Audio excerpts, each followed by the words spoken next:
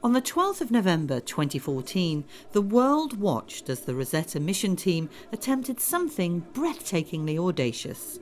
Philae was about to make history by performing the first ever controlled landing on a comet.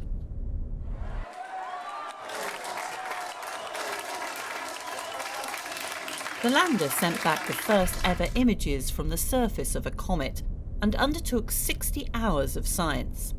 Philae then went into hibernation, and apart from several brief periods of contact last summer, since July the 9th the lander has been silent. Philae's legacy is enormous. It gave us the ground truth. It gave us really the data from the surface itself. Physical properties, also chemical properties with the mass spectrometers. Also it allowed the radar measurements. So if you embed it into the overall Rosetta data and results we have, it has revolutionized our understanding of comets, and in some sense also our understanding of the history of the solar system, and it gave us new input for understanding the origin of life. It wasn't all plain sailing. The harpoons didn't fire on landing. As Philae wasn't anchored, it bounced across the surface of the comet. When the lander finally rested, its position meant Philae couldn't drill into the soil to collect samples for the different instruments.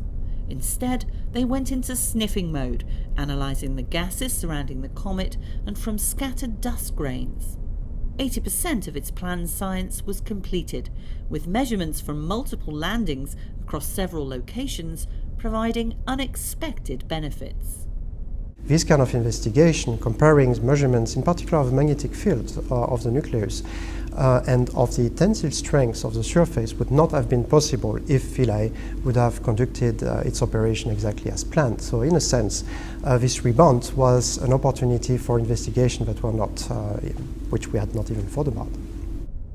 By working with the orbiter, Philae helped scientists understand how the comet's interior is formed. Radio waves were transmitted between the lander and the orbiter to see how they were reflected and transmitted through the comet's nucleus. And the small lobe, the head of the duck-shaped comet where Philae rests, was found to be fairly homogeneous.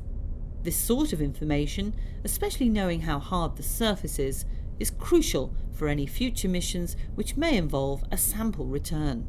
For me, the Philae mission has been a great success, not only because it was a first landing on a Comet in 2014, but also because it has acquired great scientific data, which are now published in various scientific papers.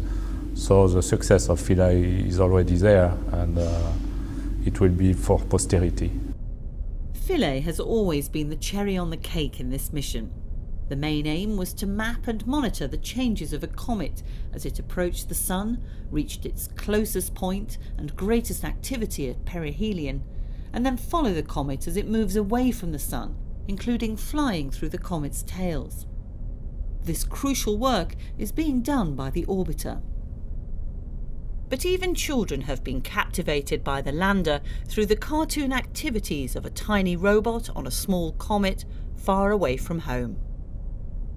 The orbiter continues its work until the end of its mission in September, when Rosetta will join its lander on its final resting place.